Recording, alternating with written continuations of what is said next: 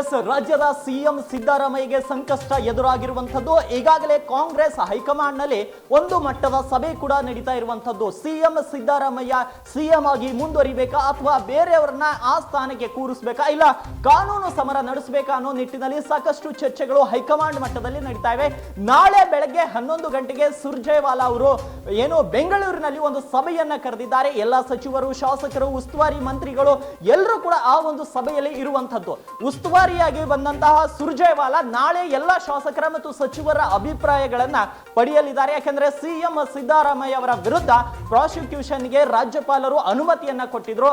ಇದರ ವಿರುದ್ಧವಾಗಿ ಅವರು ಹೈಕೋರ್ಟ್ ನಲ್ಲಿ ಅರ್ಜಿಯನ್ನ ಸಲ್ಲಿಸಿದ್ರು. ಆದ್ರೆ ಅರ್ಜಿ ಇವತ್ತು ವಜಾ ಮಾಡಿದೆ ಹೈಕೋರ್ಟ್ ಮತ್ತು ತನಿಖೆಗೆ ಗ್ರೀನ್ ಸಿಗ್ನಲ್ ಕೊಟ್ಟಿದೆ. ಹಾಗಾಗಿ ಸಾಕಷ್ಟು ಸಂಕಷ್ಟದಲ್ಲಿ ಸಿದ್ದರಾಮಯ್ಯ ಇದ್ದಾರೆ. ಅನ್ನರಾಮಯ್ಯ ಇವತ್ತು ಸಂಕಷ್ಟಕ್ಕೆ ಸಿಲುಕಿರುವಂತದ್ದು. ಹಾಗಾಗಿ ಸುರ್ಜೇವಾಲಾ ರಾಜ್ಯಕ್ಕೆ ಬಂದು ಎಲ್ಲ ಮಾಹಿತಿಯನ್ನ ಪಡೆದುಕೊಳ್ಳಲಿದ್ದಾರೆ. ಏನಾಯ್ತು ಘಟನೆ, ಈಗಾಗಲೇ ಹೈಕಮಾಂಡ್ ಅವರಿಗೆ ಎಲ್ಲ ಘಟನೆ ಬಗ್ಗೆ ವಿವರವಾಗಿ ಗೊತ್ತಿದೆ. ಆದ್ರೂ ಇನ್ನು ಮುಂದಿನ ಕ್ರಮವೇನು, ಎಲ್ಲ ಶಾಸಕರ ಅಭಿಪ್ರಾಯವೇನು, ಎಲ್ಲವನ್ನ ನಾಳೆ ಬೆಂಗಳೂರು ನಗರದಲ್ಲಿ ಒಂದು ಖಾಸಗಿ ಹೋಟೆಲ್ನಲ್ಲಿ ಸಭೆ ನಡೆಯುವ ಒಂದು ಎಲ್ಲಾ ಸಾಧ್ಯತೆಗಳು ಕಾಣಿಸ್ತಾ ಇದೆ. ಹಾಗಾಗಿ ಮುಂದಿನ ಸಿಎಂ ಅವರ ನಡೆ ಬಗ್ಗೆ ಮತ್ತು ಹೈಕಮಾಂಡ್ ನಡೆ ಬಗ್ಗೆ ನಾಳೆ 11 ಗಂಟೆಗೆ ಎಲ್ಲವೂ ಬಹಿರಂಗವಾಗುವ ಸಾಧ್ಯತೆ ಇದೆ. ಯಾಕೆಂದ್ರೆ ಈಗಾಗಲೇ ಕಾಂಗ್ರೆಸ್ನೊಳಗೆ ಒಳಗೆ ಜಗಳಗಳು ಕೂಡ ಶುರುವಾಗಿದೆ.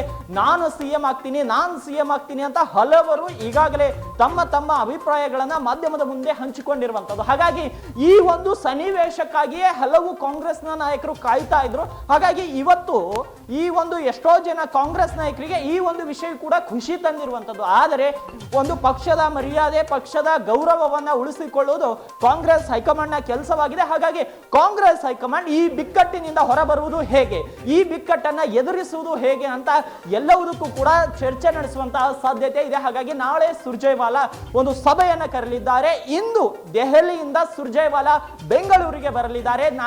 ರಾತ್ರಿ ವಿಮಾನದ ಮೂಲಕ ಬೆಂಗಳೂರಿಗೆ ಬಂದು ಮೊದಲು ಪ್ರಮುಖರ ಸಭೆ ನಡೆಸ್ತಾರೆ. ಆಮೇಲೆ ಎಲ್ಲ ಶಾಸಕರು ಮತ್ತು ಉಸ್ತುವಾರಿ ಸಚಿವರು ಮತ್ತು ರಾಜ್ಯ ಸಂಪುಟ ಸಭೆಯ ಸಚಿವರಿದ್ದಾರೆ ಅವರೆಲ್ಲರ ಜೊತೆ ಮಾಹಿತಿಯನ್ನ ಪಡೆದುಕೊಳ್ಳಲಿದ್ದಾರೆ ಅನ್ನೋ ಒಂದು ಮಾಹಿತಿ ನಿಮ್ಮ ಉತ್ತರ ಕರ್ನಾಟಕ ನ್ಯೂಸ್ಗೆ ಲಭ್ಯವಾಗಿದೆ.